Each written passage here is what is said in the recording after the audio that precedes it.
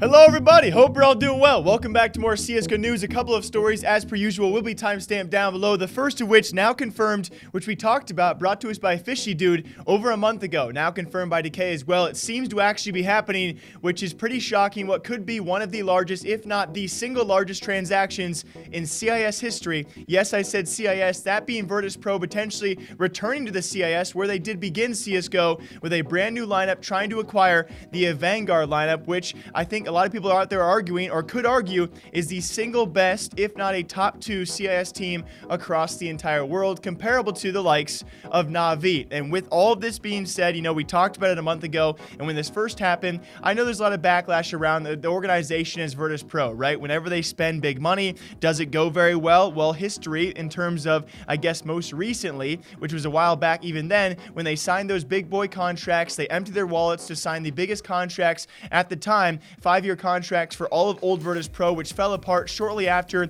around 2 of those years, and it didn't work out very well. Ever since then, they've made individual changes that long-term have had really no effect on the success of the current VP roster, besides V4 Festival, which by now is many months back. Besides that, they have done pretty much nothing ever since the disbandment of the good old Virtus Pro we once knew as a gigantic legacy in CSGO. So you must ask yourself, when they make this giant acquiring, is this too the right move or a dumb money move that Virtus Pro will be making? If you can't make the major, why not just buy your way into it? I don't mind it, because this could mean some gigantic changes, and it could ultimately be the right call for a Virtus Pro who has been so stagnant. They've been on the back of no one's mind. The most recent thing I can think of is they somehow got an invite to CS Summit 5. Besides that, though, no one's talking about Virtus Pro, and remember a few years back, that's all we were talking about. So is this move the right move? I don't know, but it seems like it certainly could be. Because get this straight, you then acquire, yes, again, you return to the CIS scene, you have your major spot, you're already in contention with the top 10 teams in the world with this current AVANGAR roster, and alongside that, you kind of return to your roots. You also get a guy like a Dren back to Virtus Pro, who, by the way, the last time he played there, back in 2013, notoriously enough, speaking of NIP, we'll speak of a former NIP member in a bit here, guys. That was actually the lineup formerly of Virtus Pro to stop the NIP 87-0 streak. Now Adren will return to that roster. Of course, Virtus Pro then returns to CIS, and with a big brand name. Yes, they might not be near as known as they once were in CSGO, but once they return with this AVANGAR roster, certainly will be known, and all of a sudden, they're a top team in the world, a major spot, contending with other top teams out there, and this lineup could certainly make changes for other future CIS teams, whether it be a Na'Vi, whether it be the Spirits and I guess the Wind Strikes and others that you think of at the top of your head as well. This could be the new home for CIS Pro players, and I love that potential debate. Now, we know Simple is re-signed with that Na'Vi team, and of course a few others have as well, or at least a couple others have re-signed, but who's to say down the line further, Virtus Pro, it actually comes to be a substantial move for them, and all of a sudden Simple finally considers leaving elsewhere. Beforehand, there was no other gigantic CIS teams he could have gone to and probably felt okay with.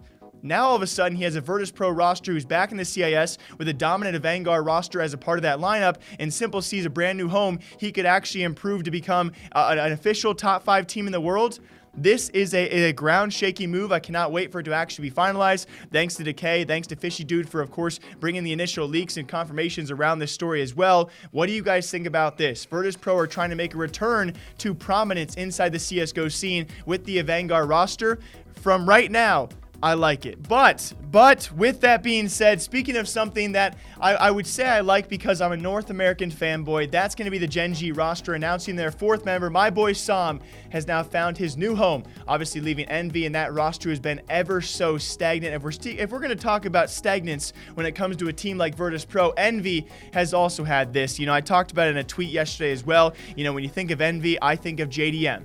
I don't know what you guys think of. I think that was kind of their peak time of notoriety inside the North American scene. JDM eventually steps down. Obviously, a young gun like Nifty steps in, and people are very hyped up by that move. And SOM, of course, eventually joins on top of that. They got a young gun roster that more CSGO teams out there are trying to take risks on. And surprise, surprise, even after Kerrigan had departed that roster as well, they almost made that major run. They just haven't done anything.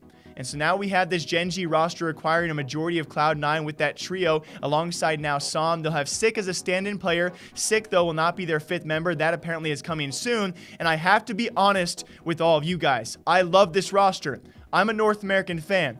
I love this roster. Many people calling out there right now, they still need a primary opper because they think Kusta is not fit for the scene. We're going to see if that's true, but many teams out there have signed secondary/primary oppers to maybe role swap as well, so people can still see a guy like Nifty still coming over yet again to rejoin, I guess you could say, former teammate San on this lineup. We will see who their 5th member is, and I'm very curious, but I have to be honest, if it does become an ex-Cloud9, ex-Envy party over at GenG, you have to ask yourself the question, why would it automatically start working right now? And I say that automatically, not ironically as well. I still have faith in the roster. I still have trust in it because I'm a North American fan, but this 5th member to me is going to be very important for GenG to see how far up the ranks they can actually climb with this roster.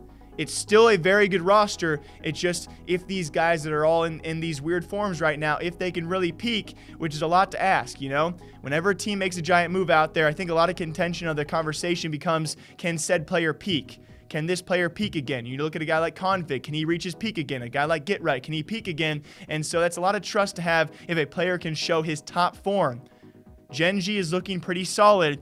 I'm going to wait for their 5th member to make more comments. And very lastly, guys, speaking of NIP, speaking of GetRight, speaking of players who need to reach their peak form yet again, it's actually GetRight with the HLTV interview. Link down below for all of you guys. He is now reconfirmed, I would say, for a 2nd or 3rd time. We know the hints out there. We've talked about the rumors, a possible TSM, a possible other new team. He will be leaving NIP. He will be forfeiting his ownership inside that company as well. And the latest rumors, potentially to Dignitas to rejoin, of course, the former man himself, that being Forrest and the duo over there. That's been a kind of a slow story. We'll wait for more announcements, guys. But yes, with this question during the HLTV interview, again, the full thing linked down below for all of you guys, when he was questioned about many of pro players out there who outlive their legacy. They play too long and they somewhat ruin their legacy by overplaying, and of course the eventual downfall from your peak times to maybe playing a bit too long and finding your home elsewhere with little to no success. When asked about that, GetRight says and pretty much blatantly states the fact he has always gambled with his health. We've known about his prolonged health issues during travel and of course just overall health issues similar to that of a guy like Device. He's always gambled with those health issues,